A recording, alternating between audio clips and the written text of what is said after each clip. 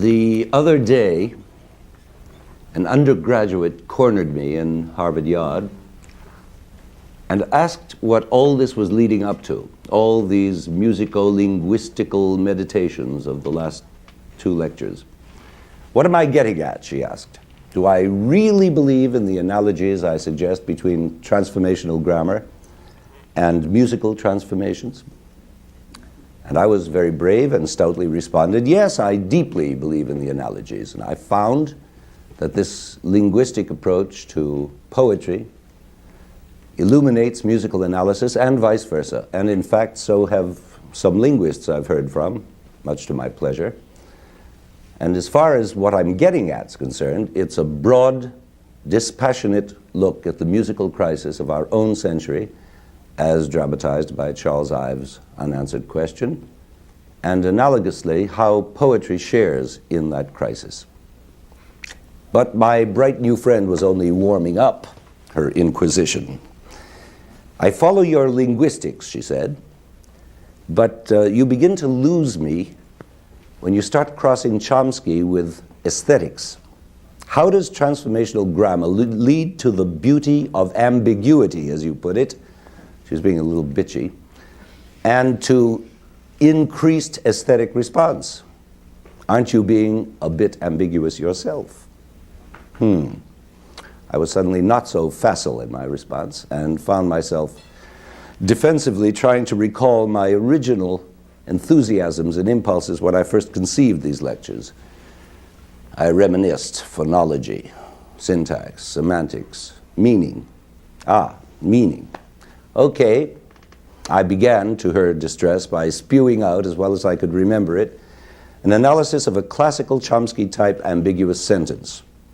The whole town was populated by old men and women. We're now dealing with a third kind of ambiguity, I told her, neither phonological nor syntactic, but both. A new semantic ambiguity. I gave her a hasty rundown on why that sentence is ambiguous, without diagrams, of course, and unfortunately, because this is where Chomsky's tree diagrams are really valuable, the whole town was populated by old men and women is an ambiguous sentence because it has 2 different deep structures. The first would show us one meaning, that the town was populated by old men and old women, possibly because all the young people had gone off to the big city, leaving only the old folks behind.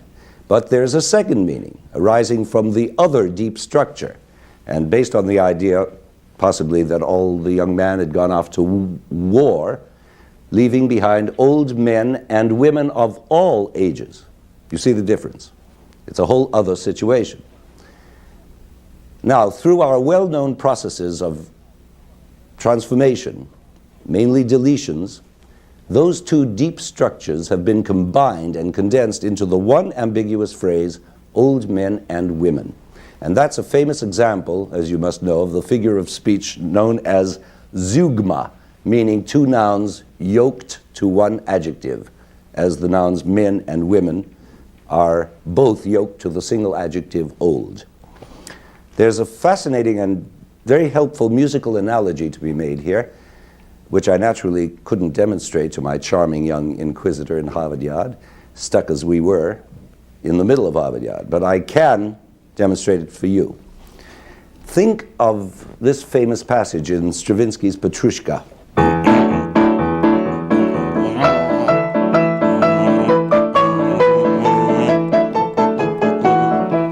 You all know that. Now, recalling our last lecture, just think of all that melodic material on top as a series of nouns. That's one, is another.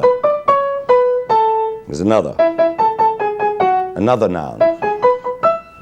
So on. Now think of the harmonic support underneath as a verbal adjective. You remember those correlations we made? Never changing. And what have we got? A zeugma, with the same unchanging adjective, modifying all those different nouns.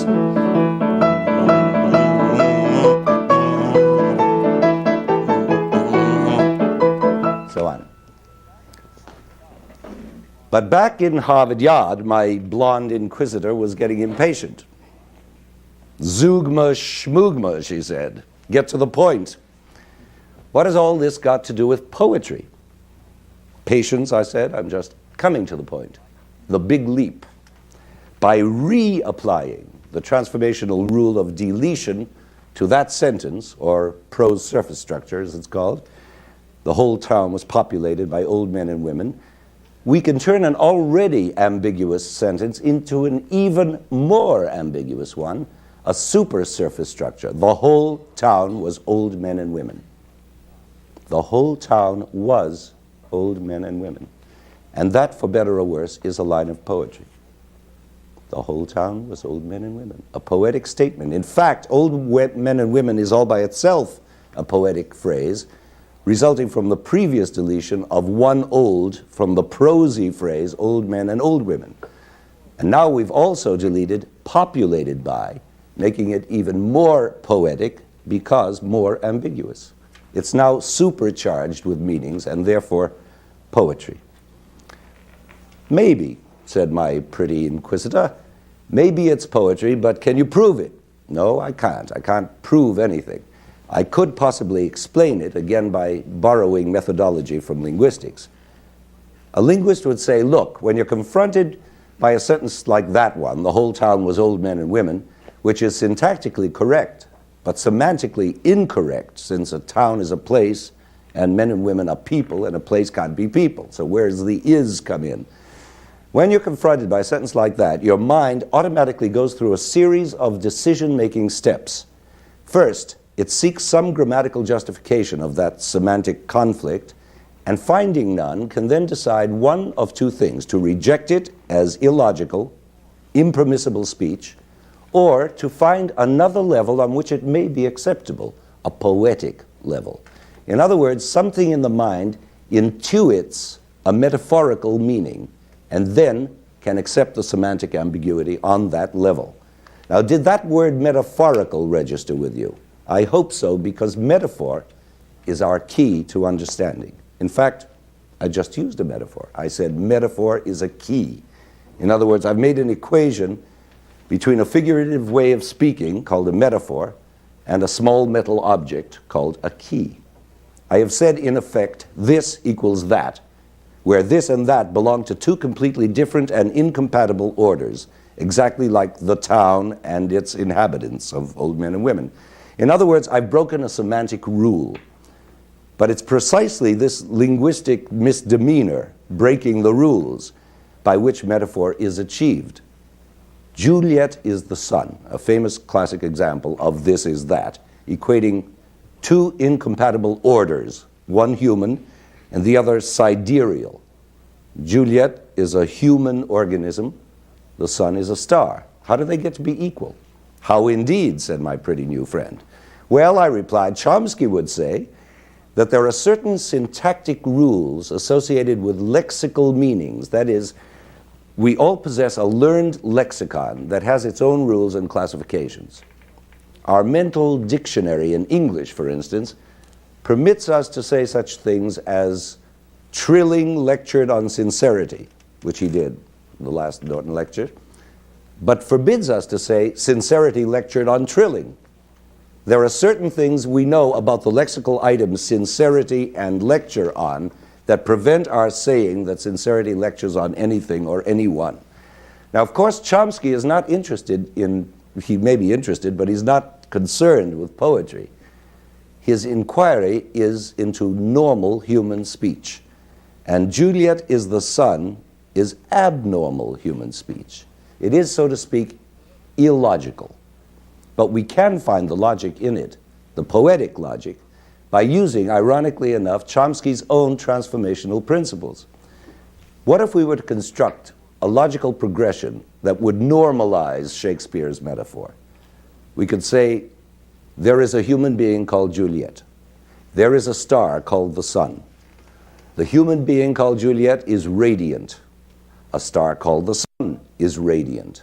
Hence, the human being called Juliet is like a star called the sun in respect to radiance. Perfectly logical. Now come the transformations, which are all deletions, as you can imagine. That is, we delete all those logical but unnecessary steps that are built into the deep structure of any comparison and wind up with our conclusive simile, Juliet is like the sun, which is true in one respect, that they are both radiant. We then make the final supreme deletion of the word like, and behold, our simile is transformed into a metaphor. Juliet is the sun. This is that. Now, of course, that last metaphorical leap makes it false logic, as in that invalid syllogism they always throw at you in elementary logic courses. My dog is brown, your dog is brown, hence my dog is your dog. Wrong. My dog is like your dog in terms of brownness and only of brownness. Right, but it's not poetry. It's not a metaphor. It's only a simile belonging to the realm of literal discourse. Whereas the false logical version, my dog is your dog, has its own inner metaphorical logic. Are you beginning to see what I mean? And there, in a nutshell, is the difference between art and what we loosely call reality, or real life. What must be clear by now is that a metaphor, or any comparative statement, even a simile, must function in terms of the two compared items being related to a third item, which is common to both. That is, we are comparing A and B, whether they are my dog and your dog, or Juliet and the sun. A and B, both of which must relate to a third factor, X, which is abstractable from both. If A is Juliet and B is the sun, then X is radiance, or any number of other things, but let's say radiance. And A is like X, and B is like X, therefore A is like B. Juliet is like the sun. We then delete the like, the supreme deletion, and now Juliet is the sun. And what a deletion is there. Of such transformations are metaphors made, and of such metaphors is beauty born. Terrific, said my blonde inquisitor. I think I understand you. What I don't understand is how you relate all this stuff to music. You will, I said, come to the next lecture. Well, this is it, and I hope she's here, because we've just reached the crucial point. You remember I spoke of the mind having to go through a series of decision-making steps when confronted by a semantic incongruity. First seeking justification, and then either rejecting it or accepting it on a poetic level. Well, add to that a whole other series of steps. These very ones we've been describing, namely the finding of an X factor to which A and B can both relate. My dog is your dog because they're both brown. But that can't be, says the mind. Oh, I see, it can be in a poetic sense. That's the process. Now, all of that complex mental process takes place in a millisecond, a flash of time. Such is the wonder of our cerebral computer. But the moment we come to deal with musical metaphor, even that millisecond is eliminated, because we don't have to deal with the problems of A and B being incompatible. And why not? Because the A's and B's of music are not burdened by literal semantic weights, like my dog or your dog or Juliet. If this is A, and this is B, we instantly perceive the musical transformation with no time or effort needed to explain that relationship in terms of semantic meaning. The only time required is the time it takes to play it. In fact, when you think of the number of transformations taking place in the short space of those few bars of Brahms, it becomes almost incredible that it can all be instantaneously perceived. What we've called A in itself involves a transformation. The descending major third transformed to its exact inversion, an ascending minor sixth. So A already contains a metaphor, and so does B. You see? But in addition to that, B is a metaphor of A through the comparative transformation of A, which is transformed by lowering it 1 degree of the scale. and add to that the harmonic metaphor accompanying the melodic one, the A progression is tonic subdominant. And the B progression is dominant tonic. A beautiful parallelism and a shining case of this is that. So in music as well as in poetry, the A and B of a metaphor must also both relate to some X factor, not radiance or brownness, but a common factor such as the rhythm, di-rom, do-rim, or those harmonic progressions, 1, 4, 5, 1.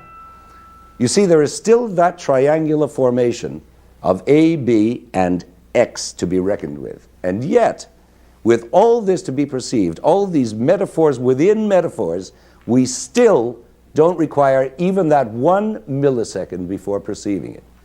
There's no need to go through that can't be, oh, I see it can be in a poetic sense, because the music already exists in a poetic sense. It's all art from the first note. And there, Blondie, you have your introduction to musical semantics.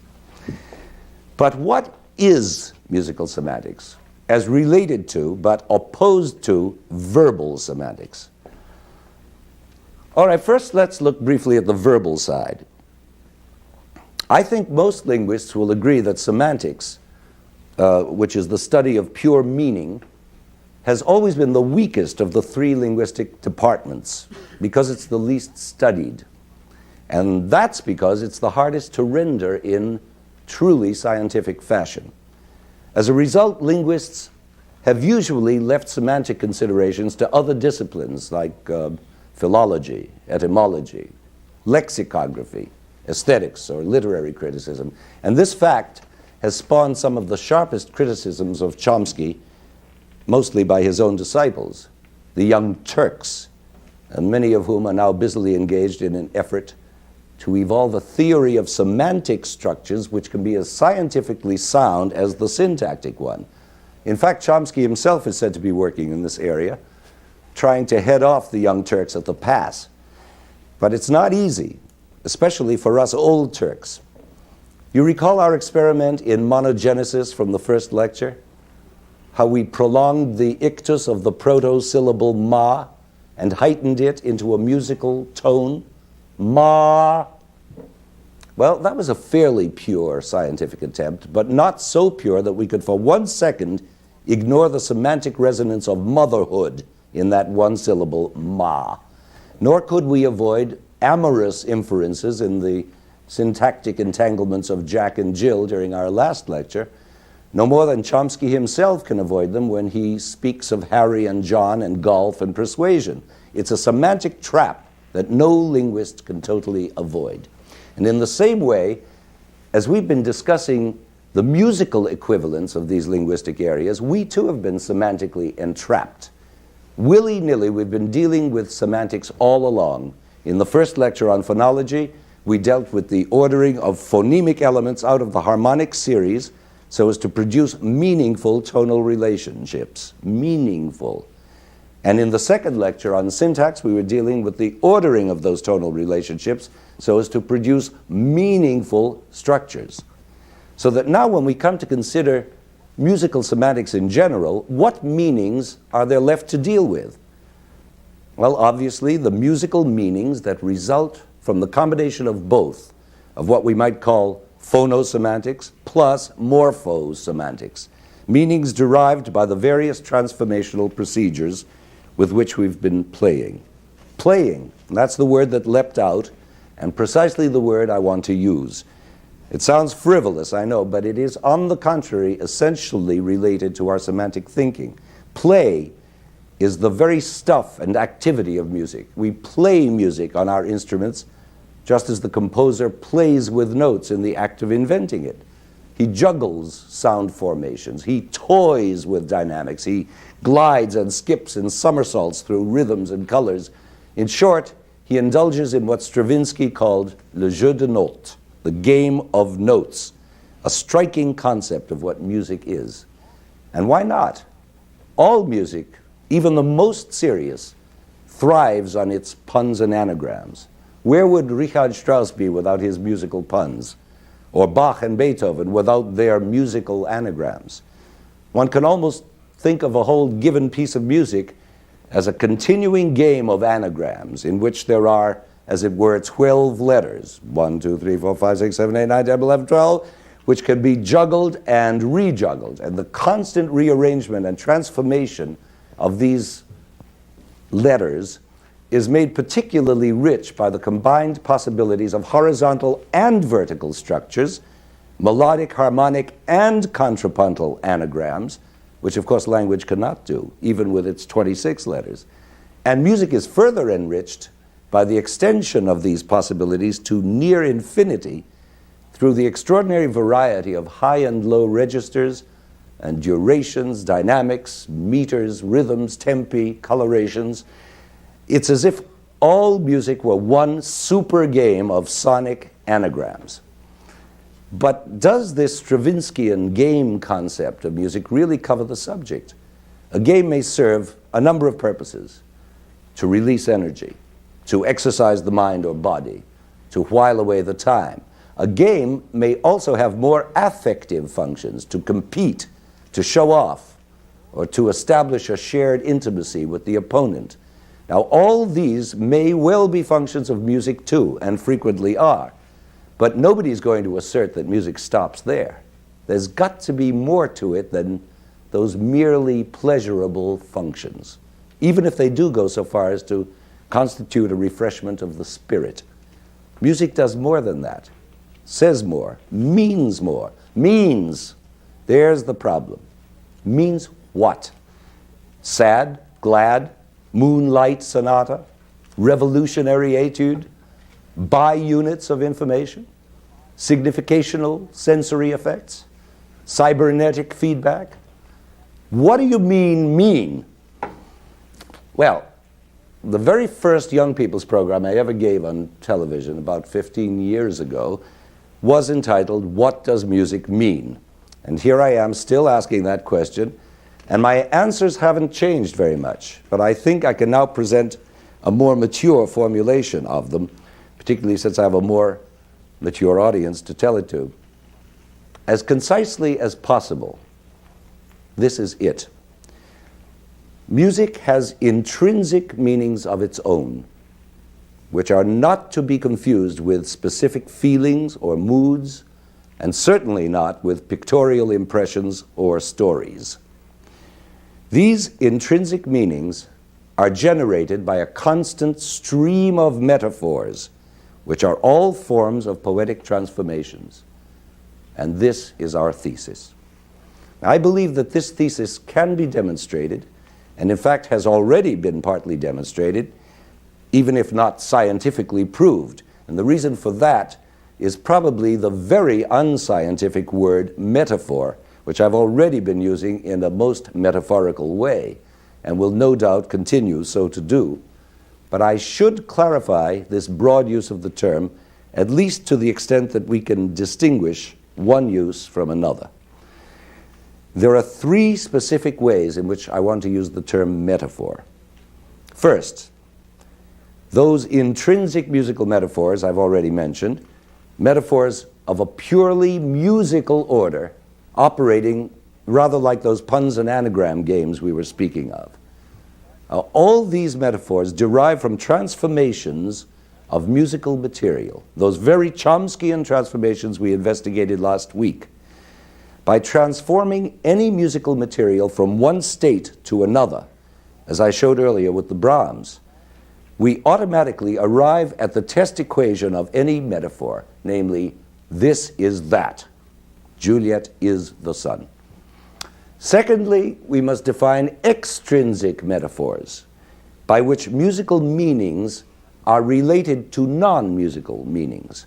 In other words, certain semantic meanings belonging to the so-called real world, the world out there, the non-musical world, are assigned to musical art in terms of literal semantic values, namely extra-musical ones. This form of this equals that is typified in Beethoven's Pastoral Symphony, which we'll be hearing after the pause, after the break, intermission, in which certain notes are meant to be associated in the listener's mind, meant, mind you, to be associated in the listener's mind with certain images like merry peasants, brooks, and birds. In other words, these notes equal those birds. Again, this equals that in another form. And finally, we must think of metaphor in an analogical way as we compare those intrinsic musical metaphors, those pure ones, with their counterparts in speech, strictly verbal ones. And this comparison is in itself a metaphorical operation. It says this musical transformation is like that verbal one. This is like that. Delete like, and you've got the metaphor. Now, having defined my usages of metaphor, I suppose I am now committed to plunging into that eternal aesthetic debate. And it's a debate I don't particularly wish to prolong. So many excellent and sensitive minds have wrestled with this problem of the meaning of music, to say nothing of the meaning of meaning. Santayana and Croce, Proll and Pratt, I.A. Richards and Bergson, Beardsley, Birkhoff, Babbitt, Suzanne Langer, and Stravinsky himself. And one thing they have always agreed on, in one way or another, is that musical meaning does exist, whether rational or affective or both. As hard as they've all tried to be logical, to avoid romantic generalizing or philosophical maundering, they have all had to bow eventually to some nagging truth which insists that those innocent F sharps and B flats, however sportively juggled or played with, do emerge from a composer's mind meaning something, nay, expressing something, and expressing what may otherwise be inexpressible. But wait a minute, isn't there a difference between meaning and expressing? There is, if we're to be at all accurate. When a piece of music means something to me, it's a meaning conveyed by the sounding notes themselves, what Hanslick called sonorous forms in motion. It's a wonderful phrase. And I can report those feelings of mine back to you precisely in terms of those forms. But when music expresses something to me, it is something I am feeling. And the same is true of you and of every listener. We feel passion, we feel glory, we feel mystery, we feel something. And here we're in trouble because we cannot report our precise feelings in scientific terms. We can report them only subjectively. For me, the end of Sibelius' Second Symphony may be orange colors. For you, it may be a sunrise. For you, it may be a glorious sunset. For somebody else, it may be a triumphant battle. It's endless, subjectively. If we could collect sample feelings from a concert audience, lay them slide by slide on a lab table, compare them and find them consistent, then we'd know something. Then science would smile on our endeavors. But alas, feelings, whatever they are, slither past the scientific laboratory, and we are left asking such pseudo-scientific questions as, where does affect come into all this? Is it those intrinsic musical meanings that move us so deeply? Or is there a transference of affect via the notes from the composer to the performer to the listener? Are we feeling what Beethoven supposedly felt when he wrote these notes? Now, I know what I'm feeling. I'm feeling, please, please, I implore you, I'll do anything if... And comes the reply, yes, but only on certain conditions. Please. I said, pretty please. If you don't, on the other hand, if you do, same answer comes again. And so on, through new methods of pleading. Coy and wheedling and so on, all through the movement. I could go through the whole thing with tears and passion and temper and bribery, and I could make up a whole drama of pleading and refusal, nothing specific, you understand, but a drama nonetheless, ending up with a firm agreement with the conditions accepted and everything settled. But did Beethoven feel all that? Or even anything like it? Did I just make up those feelings out of the blue? Or are they in some way, to some degree, related to Beethoven's feelings which have been transferred to me through his notes? Of course, we'll never know. We can't call him up. But the probability is that both are true. And if so, we have just revealed a major ambiguity, a beautiful new semantic ambiguity to add to our fast-growing list. But whichever is true, the basic point remains. Music does possess the power of expressivity. And the human being does innately possess the capacity to respond to it. Everyone agrees on that, in one way or another. Even William James, who regarded our reaction to music as nothing but a nervous tic. Where they disagree is in making the distinction between what music expresses and how it expresses it. The what is very hard to pin down, as we've seen, but the how we do know about, and that's metaphor. In any sense in which music can be considered a language, and there are some senses in which it cannot be considered a language, but in the sense in which it can be, it is a totally metaphorical language. Consider the etymology of the word metaphor. Meta, beyond, and pherein, to carry. Carrying meaning beyond the literal, the tangible, beyond the grossly semantic, to the self-contained Ding an sich of musical meaning. Metaphor is the generator, the power plant of music, just as it is of poetry. Aristotle puts metaphor midway between the unintelligible and the commonplace. It's a marvelous remark. It is metaphor, he says, which most produces knowledge. The artist cannot help but agree, nor can the lover of art. And Quintilian says it even more strikingly. He says that metaphor accomplishes the supremely difficult task of providing a name for everything. And by everything, he obviously meant our interior lives, the things that can't be named otherwise, our psychic landscapes and actions.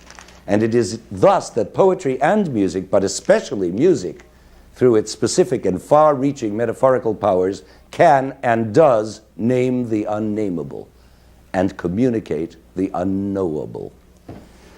Now, if we accept this general idea of music as a meta-language, and I can see no reason why we shouldn't, and if we relate it back to our investigation of transformational linguistics, then a remarkable and exciting hypothesis suddenly presents itself.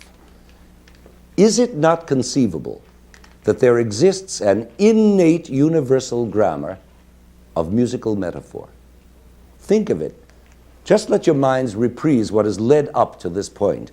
The original idea of universality, that all grammars evolve from basically similar principles, that out of these formal universals arise cognate deep structures within the various particular languages, that via transformational paths these deep structures then rise to the surface as normal speech in various languages, and that via a further transformational leap those surface structures in turn re-evolve into what we call poetry.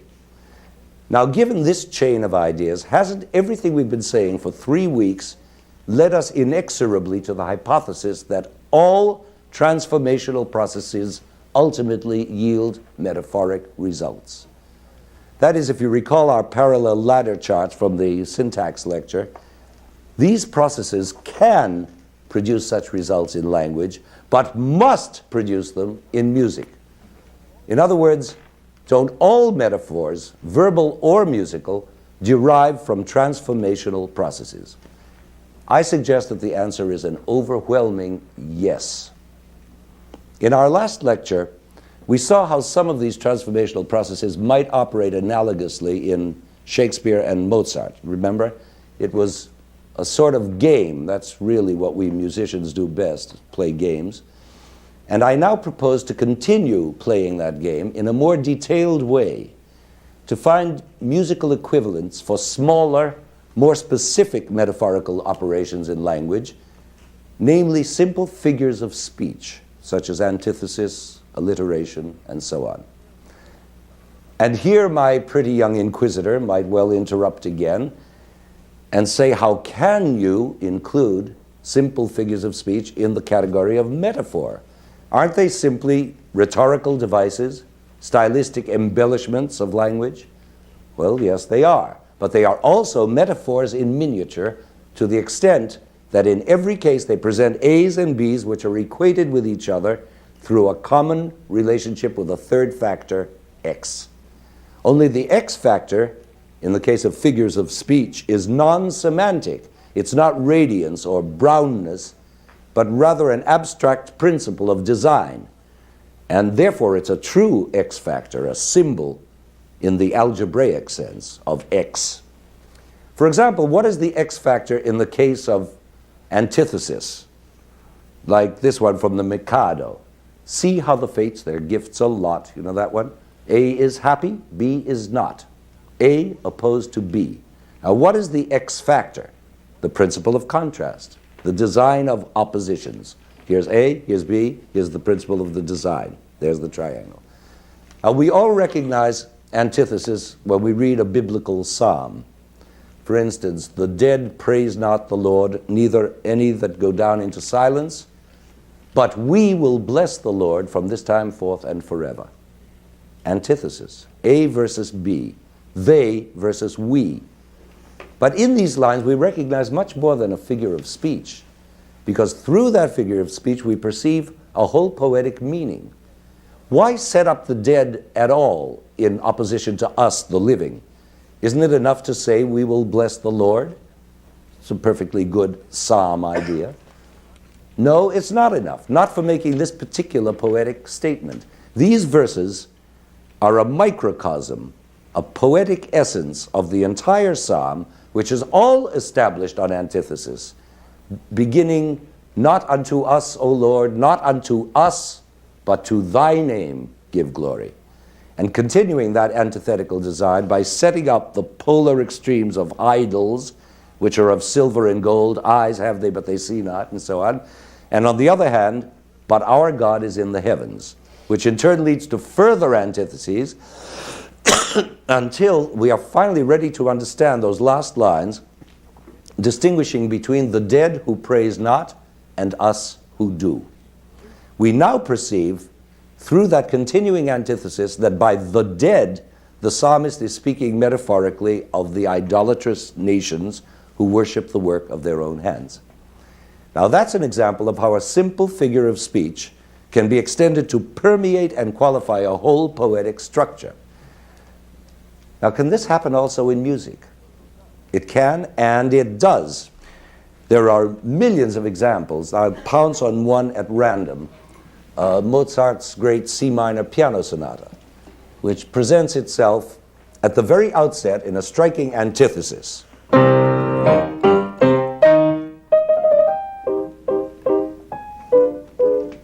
Now I take it the antithesis is perfectly clear to you. There's A, which is countered by B. But you may argue, yes, maybe, but is it really the equivalent of verbal antithesis, of a heavenly God versus a man-made idol, a clear, tangible opposition? Isn't the Mozart rather an example of contrast than of antithesis? Yes, it does involve contrast, loud versus soft, rising intervals versus falling ones, rough hammer blows versus tender entreaty, and so on. It is not a literary figure of speech, as in the psalm, but it is a figure of musical speech, and because of the abstract nature of music, the pure non-representational nature of music, such a figure can affect us with even greater directness and force than a verbal one. And again, as in the psalm, but even more than in the psalm, this figure of Mozart's musical speech is then extended to condition and characterize the whole poetic structure. Look at this marvel. That opening statement, in itself so abundant in its antithetical meanings,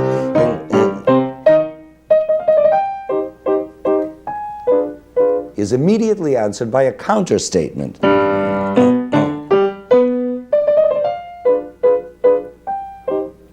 Now, this is not only a thematic answer to the first statement, but a harmonic opposition to it, since the first one proceeded from the tonic to the dominant, was the tonic, and proceeded to the dominant, right? While the counter statement does the opposite, starting with the dominant and ending up with the tonic. And so we now have not one, but two antitheses, two of equal length conjoined to form yet a third, twice the length of either. And we could go on through the whole movement finding constant new sets of antitheses, but enough. I've taken more time than I meant to with this one figure of speech, antithesis, but it's awfully easy to be seduced by Mozart's music, and I did want you to understand what I meant by such a figurative device as antithesis becoming a basic structural principle, the metaphoric fountainhead, so to speak, of this whole Mozart sonata.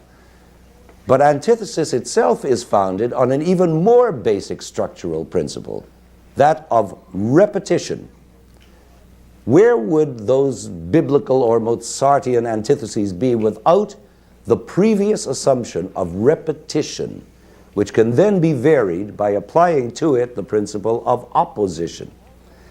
Indeed, all figures of speech and all metaphors, in speech and music alike, depend ultimately on repetition, which is then subjected to variation, or, as the linguists say, transformation. I can't stress this point strongly enough. In fact, it has been authoritatively suggested that the main reason a serious theory of musical syntax has been so slow to develop is the refusal of musical theorists to recognize repetition as the key factor. I think it was Nicolas Rivet, who was a great musicologist as well as a linguist, who proposed this argument. And his argument grows out of a proposition by Roman Jakobson, a great linguistic thinker and one of Chomsky's most influential teachers. And Jakobson, speaking of poetry, said, and I've reduced this quote, Jakobson said, "It is only by the regular reiteration of equivalent units that poetry provides an experience of time comparable to that of musical time." Unquote. Now that would seem a gross oversimplification, especially if he is referring to the regular reiteration of metrical units. Da-da, da-da, da-da, da-da hardly produces poetry. That's more like doggerel. But the moment we apply to that mechanical regularity the processes of transformation and variation, then we immediately see what he's getting at, and we can extend Jakobson's reiterative principle to include all facets of poetic diction, not only meter. For example, the repetition of elementary sounds, vowels, consonants, phonemes, which gives us the whole range of poetic assonance, from the simple alliteration of Shakespeare's full fathom 5 to the complex and mysterious resonances of Milton in Paradise Lost, fragrant the fertile earth after soft showers, or of Gerard Manley Hopkins' sonorous hymn of praise for dappled things, for skies of couple color as a brinded cow, to say nothing of the fascinating auditory correlatives that resonate in the poetry of Dylan Thomas, and green and golden I was huntsman and herdsman, or the so-called prose of James Joyce, which is really poetry, beside the rivering waters of the hither and thithering, I can never say that word, the hither and thithering waters of night. And even more, we can see poetry born of the repetition of actual words, not just sounds, but whole words. Only think of the 5 consecutive nevers uttered by King Lear in his death scene.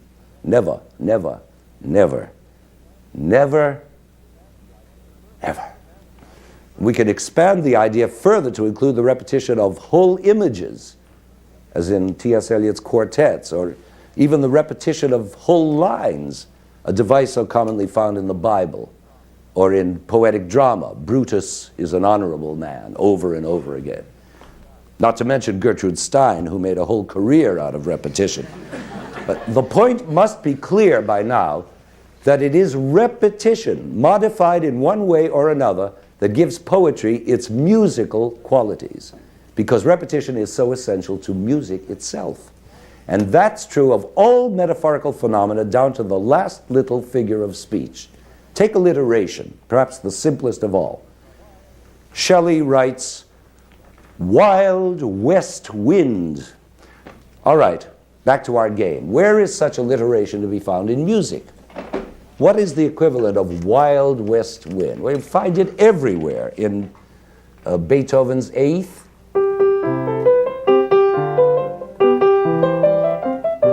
in Schubert's Rosamunde. All alliteration. The Shostakovich Fifth Symphony, and the César Franck Symphony,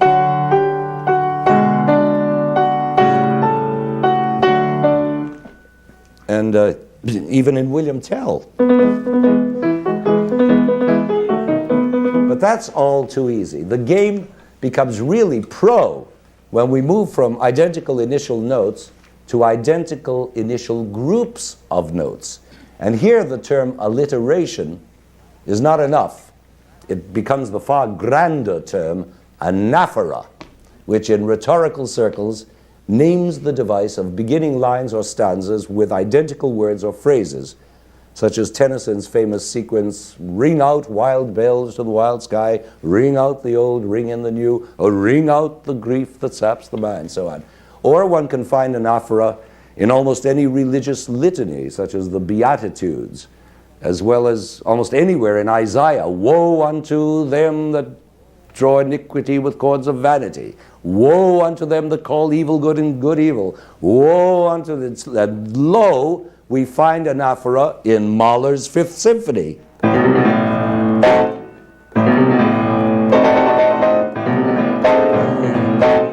Anaphora. Or in Beethoven's Second, for that matter.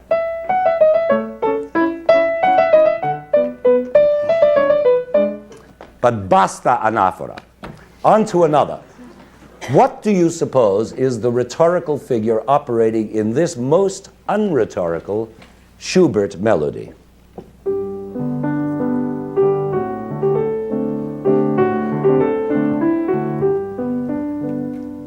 Anybody got any ideas? It is a device that bears the proud name chiasmus, a fancy word that means simply reversing the order of elements midway through a statement. What's Hecuba to him, or he to Hecuba? Or John Kennedy's, "Ask not what your country can do for you, but what you can do for your country." A, B, B, A. Notice again how this figure is based on repetition, as they all are. Repetition subjected to reversal. A, B, B, A. And Schubert, blissfully unaware of chiasmus, just went ahead and created one. A, B, B, A.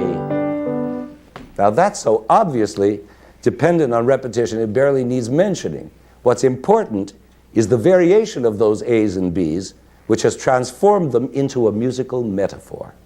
And the X factor here is clearly the symmetrical design itself, A, B, B, A. I was astonished one day suddenly to discover a huge chiasmus just squatting there in so unpretentious a piece as Chabrier's Rhapsody España. Do you know the Rhapsody España? Now this one, this chiasmus, involves two whole different consecutive tunes, not just bars, tunes, one a chiastic version of the other. The first one goes, this is the A.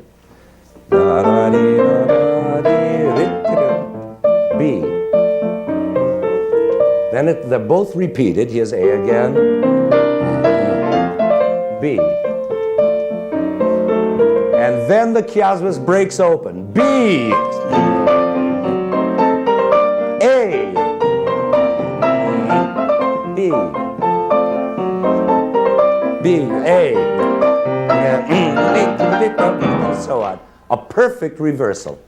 Incredible, I find it, and much more than just an amusing game, although I'm tempted to go on playing it, but it's showing off after all. But I have found ropalisms in Beethoven's First Symphony and polysyndetons in Petrushka and assyndeton in Bruckner, but fun is fun. What's seriously striking about all this is that all these figures of speech, all these poetic and or rhetorical devices are transformations in our old familiar Chomskyan sense. And as we know, all musical transformations lead to metaphorical results. So a piece of music is a constant metamorphosis of given material involving such transformational devices as inversion, augmentation, retrograde, diminution, modulation, the opposition of consonance and dissonance, the various forms of imitation like canon and fugue, the varieties of rhythm and meter, harmonic progressions, coloristic dynamic changes, plus the infinite interrelations of all these with one another. These are the meanings of music. And that's as close as I can come to a definition of musical semantics. Now, after a brief pause, we're going to see and hear a filmed performance of Beethoven's Symphony No. 6 in F. Why this particular symphony in this particular lecture? Beethoven's Sixth would seem to be the least likely piece on earth to illustrate purely musical meanings, which is, after all, what we've been talking about, since it's encumbered from start to finish with non-musical meanings. For openers, it bears the subtitle Pastoral, which instantly places the work in an area of extra musical meaning, namely the area of the countryside. And as if that weren't enough, each of its 5 movements bears its own subtitle, The Awakening of Cheerful Feelings on Arriving in the Country. That's number 1. Seen by the Brook, second movement, and Happy Gathering of the Peasant Folk, The Storm, number 4, and finally A Shepherd's Song of Joy and Thankfulness After the Storm. Now that alone would be enough to distract any listener's attention from such things as inversions and subdominants, to say nothing of deletions and permutations. But no, Beethoven goes even further and injects actual onomatopoetic references to country life, bird calls and village bands, lightning and thunder and shepherd's pipes. It's as close to program music as Beethoven ever came. So why the pastoral on this lecture, where we're concerned not with the birds and the bees, but with the F's and the C's? Took me a week to think that one up. The notes, the F's and the C's, the notes themselves, which form the intrinsic metaphors of music. Metaphors that evolve out of syntactic and phonological transformations. And that's precisely the reason I've chosen it, to clarify and distinguish between one kind of metaphor and another, between the intrinsic and the extrinsic, the musical and the verbal. I'll try to help you, before we hear it, somewhat at the piano, and then we can go on playing our game to determine whether it's possible for us to listen to this piece as pure music, not as a pastoral symphony, but rather purely as Beethoven's Symphony No. 6 in F major, Opus 68. Do you think it's possible? That's what we're going to find out after this pause.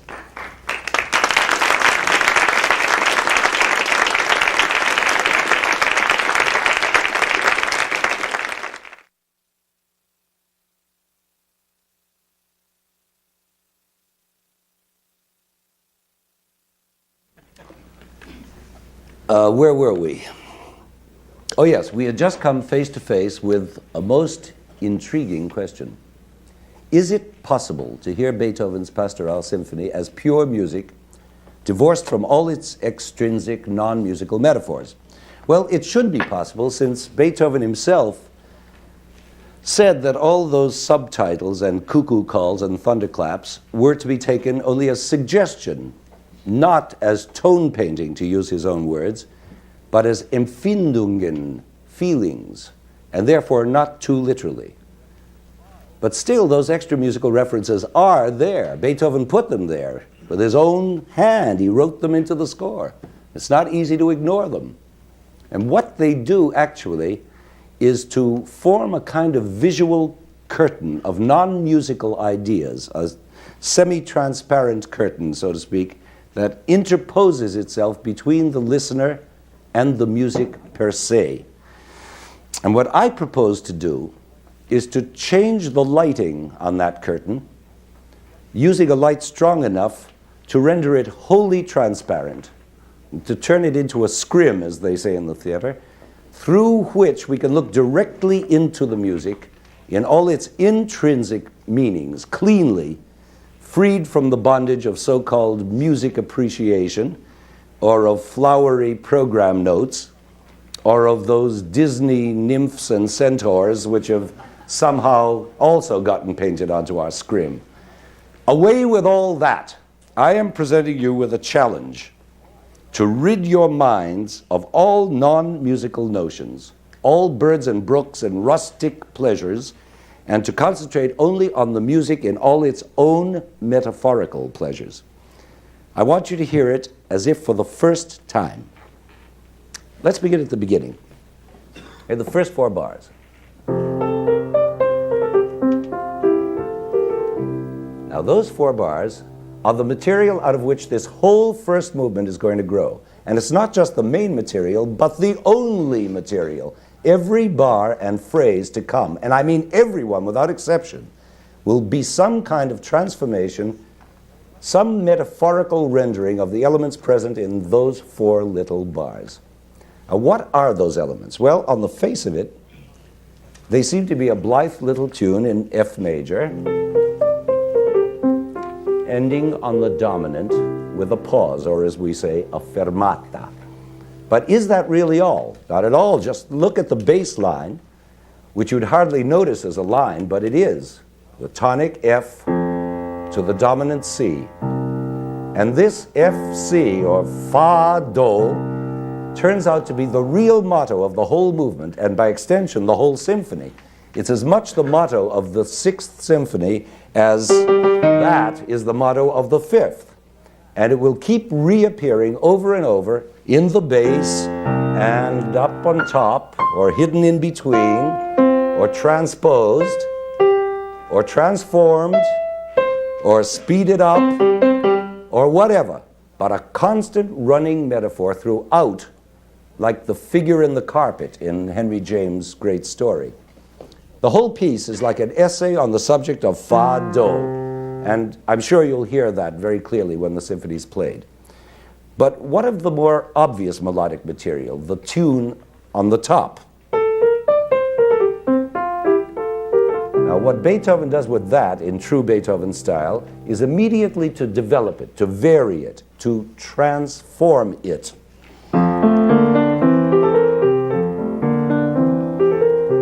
Now, right away we can spot one obvious transformation. What was this has now become this. And so we already have a metaphor. This is that in disguise. A equals B. What went down now goes up. So B is A in new clothing. And the common X factor is, of course, the rhythm. Dum, tagadum, dum. Now that's an elementary permutation, simple inversion as it's called. But there's a far subtler transformation involved here, namely a linguistic deletion of the kind we found last time in the Mozart symphony. Look, here again is the opening 4-bar phrase, ending in the dominant. Now, according to the symmetrical demands of the deep structure, there should follow a complementary 4-bar phrase ending in the tonic. How dull! The symphony has died a borning. Imagine then trying to go on with the next section. Sheer agony. And the remedy, of course, is deletion. Just lose that second complementary phrase and eliminate the agony. The opening material is now free to develop. But to develop how? Like this. And repeat. Then new material. Repeat. Repeat. Repeat. Repeat. Repeat. Repeat. Repeat. Repeat. Repeat. Repeat. Repeat. How many times have I repeated the word repeat in this short development? I've lost count. What is all this repetition business? Here we were just a moment ago shouting praises for deletion, for the omission of repeats. And that was our leading metaphor in the pastoral. And now we suddenly find Beethoven repeating as if obsessed. What is this new paradox? It's not a paradox at all. It needs only a few words of clarification. First of all, none of those repeats I just played is an exact or literal repeat. Each one contains some variation or other, a slight elaboration, or an added voice, or a structural ambiguity, or a change in the dynamics of loud and soft, or something. And secondly, what is variation anyway? It's always, in one way or another, a manifestation of that mighty dramatic principle known as the violation of expectation. I'm sure you've all studied that in freshman English. And what is expected is, of course, repetition in this case, in the form of an answer or a counterstatement or whatever. And when those are violated, you've got a variation. The violation is the variation. In other words, variation cannot exist without the previously assumed idea of repetition, which explains the deletion we heard at the beginning of the symphony just now. What was deleted was the unconscious expectation of a symmetrical counterpart to the first four-bar phrase. And that deletion is in itself a kind of variation. Do you see what I mean? It's the conspicuous absence of the expected repetition which makes that particular musical surface structure what it is. So now see if you can follow this, because this is the topper, that the idea of repetition is inherent in music even when the repetition itself is not there at all. In other words, the repetitive principle lies at the very source of musical art, just as it does in poetry, as we learned from Jacobson's reiterative principle. Now we have an insight into repetitive functions that enables us to view this pastoral symphony, the sixth symphony in F. We've got to be careful about this metaphorical mix-up. The sixth symphony, and to view all that Beethovenian repeating with new comprehension, and to see exactly how he transforms garden variety repetition into metaphor. In other words, how he prevents garden variety repetition from becoming garden variety boredom by the magic of transformations. In the interest of clarity, let's reduce that opening melodic material to its component parts. Bar 1, which we'll call the head of the theme. Then bar 2, this jaunty rhythmic motive, which let's call it the jaunty motive. And finally, bars 3 and 4, which being all scale-wise, can be called the scale-wise motive. Now, do you remember how Beethoven began at this point to develop that material in what seemed to be mere repetition of the thematic head and the jaunty motive? And you remember that we immediately found a transformation of that jaunty motive, which was originally into this, a simple figure of musical speech called inversion. Just as the phrase, roses are red, can be inverted to red are roses, resulting in a more poetic structure. But there's also another figure of speech at work here, called fragmentation, which transforms the repetition even further. You see, these two developmental bars are split up and shared by two different voices. That is, we hear the second violins play the head motive, and the first violins answer with the already transformed jaunty motive. And that makes it a double transformation. But wait, Beethoven carries the fragmentation even further. The two parts of this split up are not just a neat division into head motive and jaunty motive. That would be much too simple-minded for Beethoven. What actually happens is that the second violins play the head plus the first note of the jaunty, whereupon the first violins respond with the remainder, namely the jaunty minus its first note. Now, this is no mere whim of Beethoven's. It exemplifies that special molecular growth process of his, the incredibly ongoing quality of his music, whereby motives or parts of motives can become attached or detached in infinite numbers of ways by constant repositioning, conjoining, and embedding. And this process is so intense and diversified that even so apparently destructive an activity as fragmentation contributes profusely to the growth of this living organism. Now, obviously, the study of these two little bars is fascinating and endless, so we have to get on to the next two bars, which are an almost literal repeat of what we just examined. But only almost literal. Did you notice the two added notes in the first violin part? In other words, the first time we heard, now this time on the repeat we hear just enough elaboration to avoid a strictly literal repeat. And that transformation is also a nameable figure of speech, auxesis, an increase in density. But why were just those two notes added, that B flat and that G? Because they form an interval of the third, a descending interval which mirrors the rising interval of the third in the head motive which the second violins are playing. Do you hear that ascending third, rising, the B flat rising to D? Well, the auxesis is simply the addition of its descending counterpart in the upper voice, B flat falling to G, and a metaphor has been created between this ascending third and this descending third. And so we now have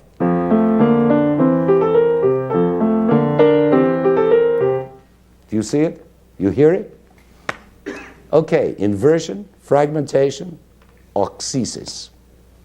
That's a lot of transformation going on in the short space of four little bars, especially when you know that they're really only two bars, almost literally repeated.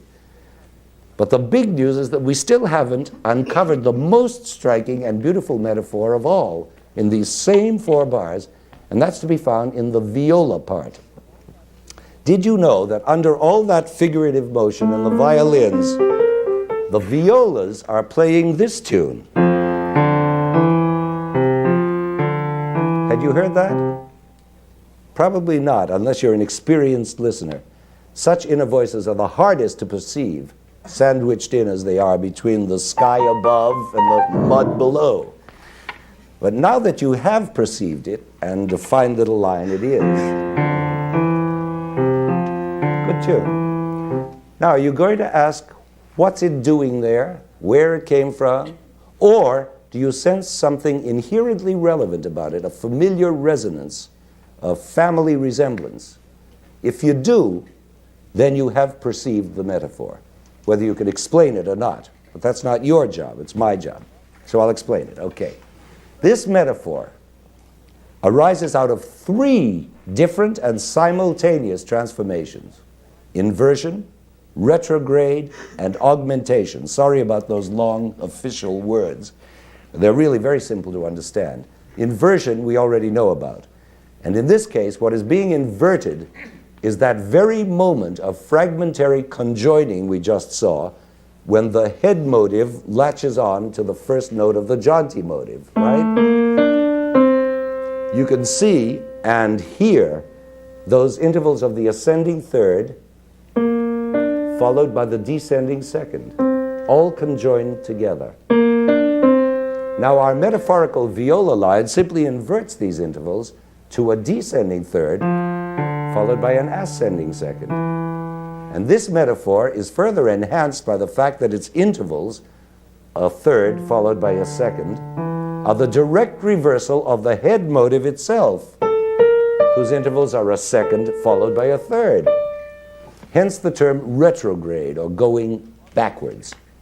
And as for augmentation, we simply mean an increase of note length. In other words, the viola tune proceeds in quarter notes, whereas the motives from which it derives move in eighth notes, twice as fast. So thus the viola tune is twice as slow, its notes augmented to double duration. And so through these three devices, this triple transformation, a rich metaphor is created, a particularly strong example of this is that. It's practically these are those.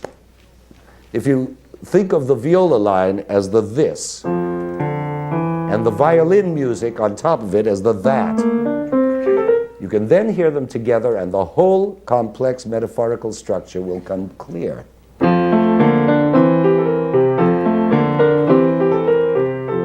You hear what goes on in those four bars? It's an unbelievable model of the human brain, the genius human brain, in action. And as such, it's a model of how we think. It's the clearest linguistic model you can possibly find.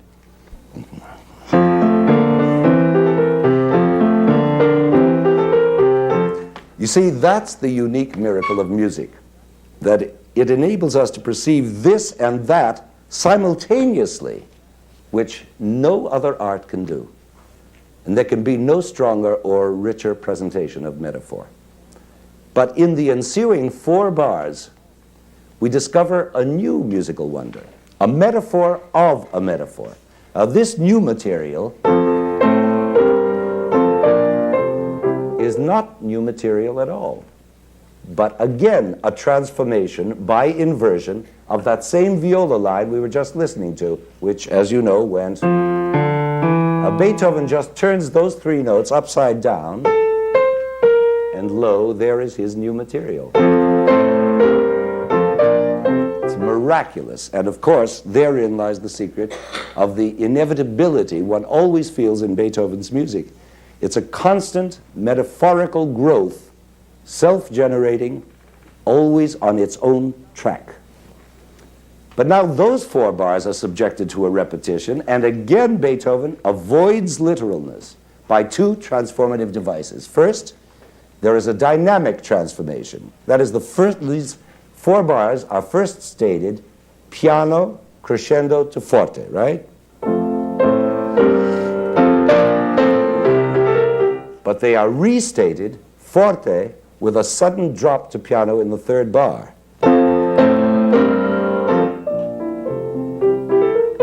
Did you hear that peculiar last note? There is the second transformation. And through it, we come upon a beautiful new ambiguity, a structural ambiguity, because that fourth bar initiates a whole string of repetitions, 8 of them, in fact, and literal repetitions at that.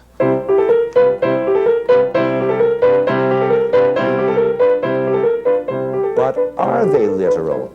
Not on closer inspection, because they also are subjected to a dynamic transformation, this time crescendo to forte and diminuendo back to pianissimo.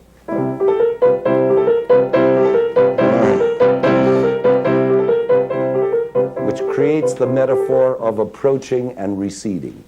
But even that's not the main event. The masterstroke is that the fourth bar of that earlier four-bar phrase, that fourth bar, which initiated this repetitive string, is also the first bar of the string itself.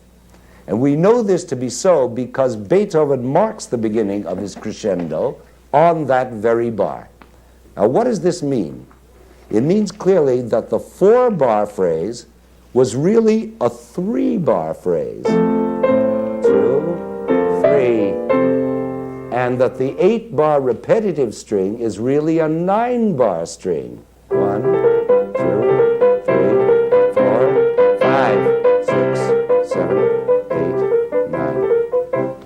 3 plus 9.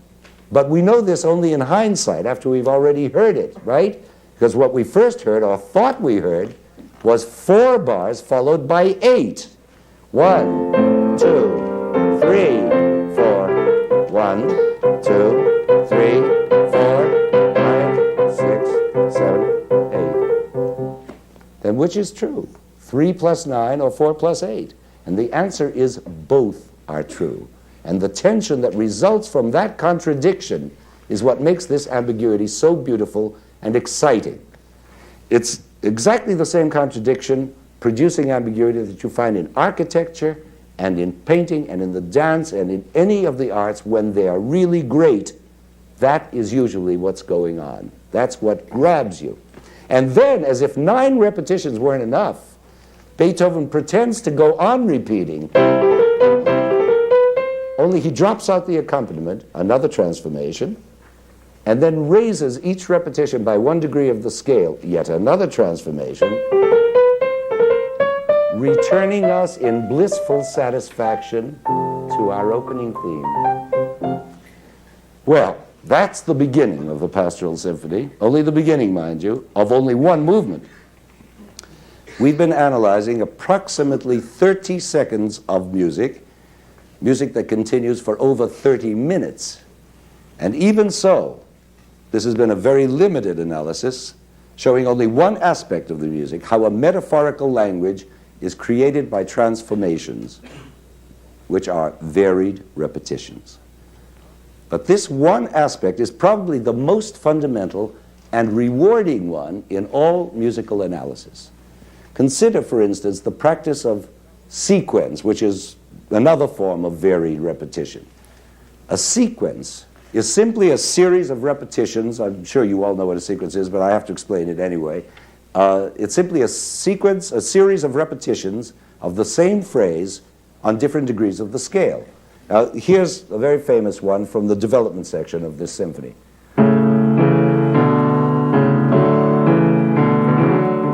Then a rising repeat, and then the sequence goes on.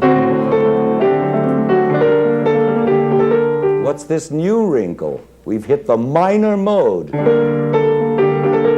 but only for a moment, and we're safely back in the major. Now, what happened? Why was that brief excursion into the minor so terribly moving? Do you realize that this is the only minor moment in the whole movement? It's as though suddenly, in the midst of all this cheerful, sunny music, for a second, one little cloud darkened the sun. Now there I go using an extrinsic metaphor. Haven't I contradicted myself? What has minor to do with darkness or light or clouds or sun? Now that's one of the questions I'm most frequently asked by non-musicians. Why is the minor sad and the major glad? Isn't this proof of the affective theory of musical expression? And the answer is no. Whatever darkness or sadness or passion you feel when you hear music in the minor is perfectly explainable in purely phonological terms. If you think back to our very first lecture, when we discussed the harmonic series or overtones, remember? You'll recall that one of the earliest and most basic overtones is the major third. There, a strong consonant overtone, which is clearly heard along with its fundamental. I don't know if this piano will do that trick. You hear it? Well, it's that one anyway. And on a bigger piano, you would hear it more clearly. There it is. And being so integral a part of the fundamental, it therefore contributes to the basic triad, which is also part of the fundamental, right? There's the basic triad. Now the minor third, which would turn that triad into a minor one, is a very late and remote overtone, way up here in the series. Way up here, overtone number 18, vibrating way up there, so that when it is employed to create music in the minor, it is at variance with the major third, which is implicitly present in the fundamental. You see? And this creates what is called in acoustics interference of frequencies, meaning that we are, so to speak, hearing both major and minor thirds at once. And this interference of the two frequencies causes a phonological disturbance, and we hear it as a disturbed quality, a troubled, unstable sound, and so we call minor music troubled, sad, unstable, dark, passionate, whatever. In other words, we translate a phonological disturbance into an emotional one. We are affected by it. Like, now,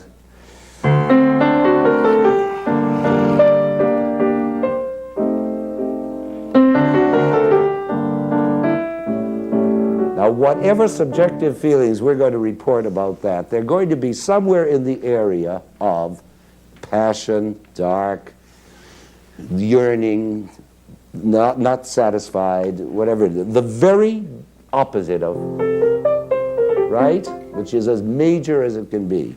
Whereas this Bach violin sonata is immediately passion, because it's minor. But we can explain it completely phonologically. And so we come to realize that this so-called affective phenomenon of the minor mode is not basically an extrinsic metaphorical operation. It is intrinsic to music, and its meaning is a purely musical meaning. As used here in this sequence of Beethoven's Pastoral Symphony, it is simply another metaphorical way of varying a repetition, although it's a very moving way.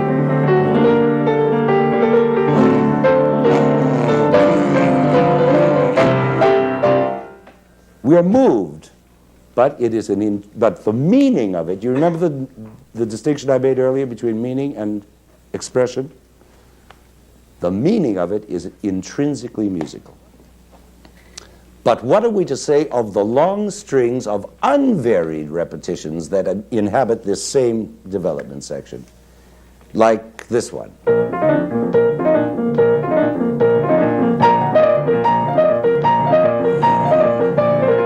It's simply unbelievable. And yet, this is one of the most exciting passages in all music.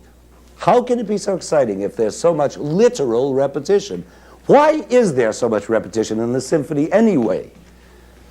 Granted that we know repetition to be a fundamental principle of all music, even the key to musical syntax, even so, why such an obsession with it in this particular work?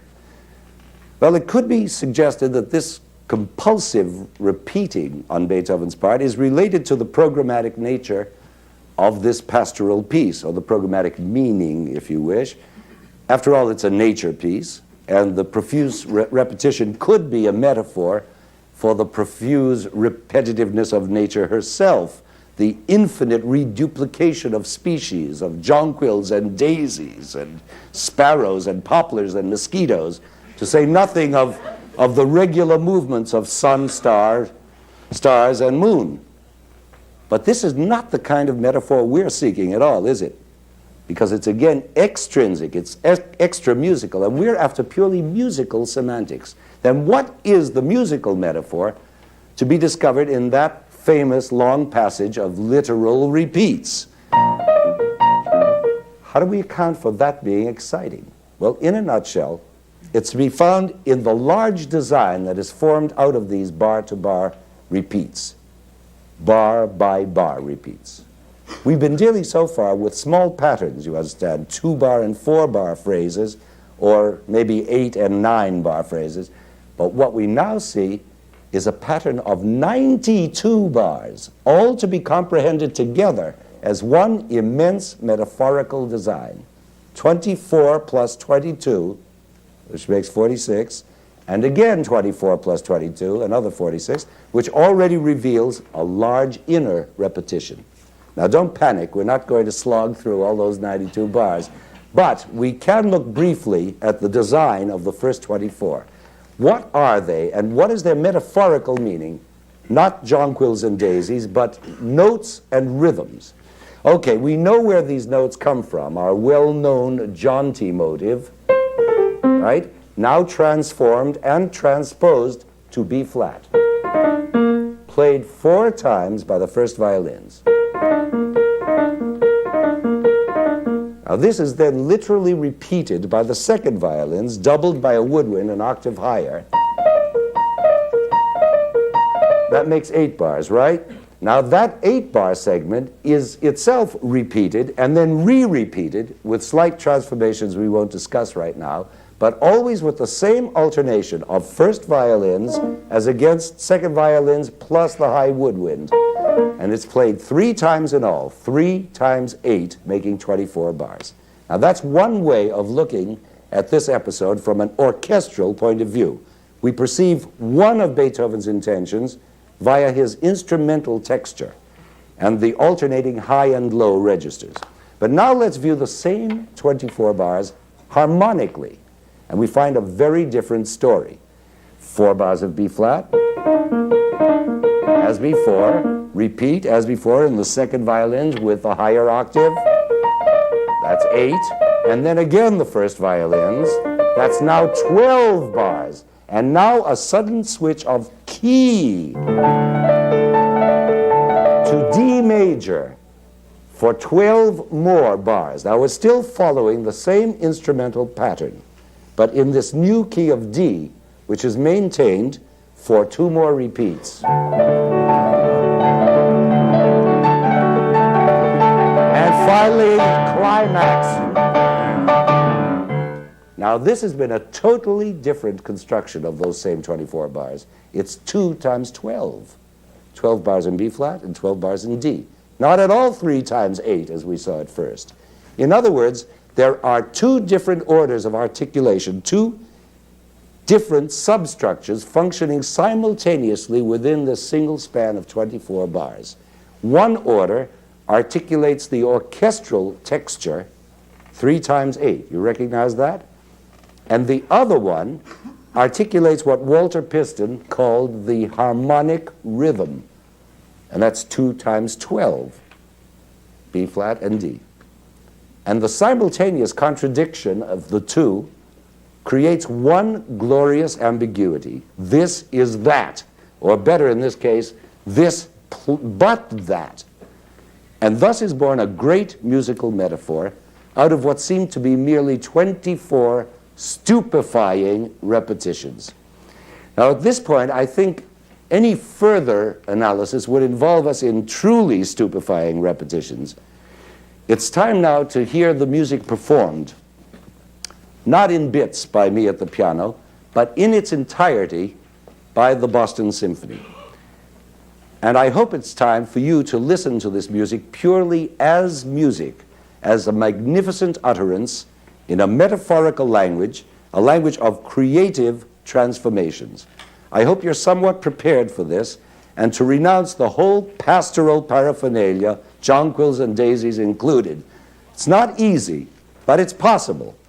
It's even possible to get over the 2 stickiest wickets of all, namely the bird calls toward the end of the second movement, which Beethoven has even named in the score, again with his own hand, in the pen and ink, in his manuscript, nightingale, quail, and cuckoo. Now just think of them as a little cadenza for 3 woodwinds before the final bars. There's plenty of precedent for that in the symphonies of Haydn, and don't forget that Haydn was a great model for Beethoven. And then that storm in the 4th movement. Even that blasted storm can be conceived structurally as a huge transition from the scherzo to the finale, which in a way it is, rather like the corresponding passage in Beethoven's 5th Symphony, which is indeed a transition from the scherzo to the finale. And don't forget that Beethoven was writing his 5th and 6th symphonies practically simultaneously in the same year. And even if you can succeed in disregarding all these programmatic elements and substituting structural and transformational ones, you are still going to have a hard time ridding yourself of associations even unpastoral ones. This challenge I'm offering invites you to discard your customary listening habits of letting the music nudge you into nice passive association with personal memories and images, colors, random emotional states, all those experiences of synesthesia. I am rashly suggesting that you change your habits on the spot, that you dump the whole synesthetic baggage, including Beethoven's own suggestive titles, and hear this marvelous example of symphonic metamorphosis as just that. I know how hard it is to do this. I, too, often have difficulty in shedding extra musical associations. I could never listen to the finale of Tchaikovsky's Second Symphony without hearing that great tune in G major in the last movement as a Cole Porter number, only because somebody at a party once delivered it that way. Music playing and palm trees swaying and donkeys braying, and you were in my arms, dear. I'm stuck with it forever. I could never hear that symphony again without that lyric. And it's like that old mental exercise, that game of discipline. Don't think of an elephant for the next 5 seconds. Have you ever tried that?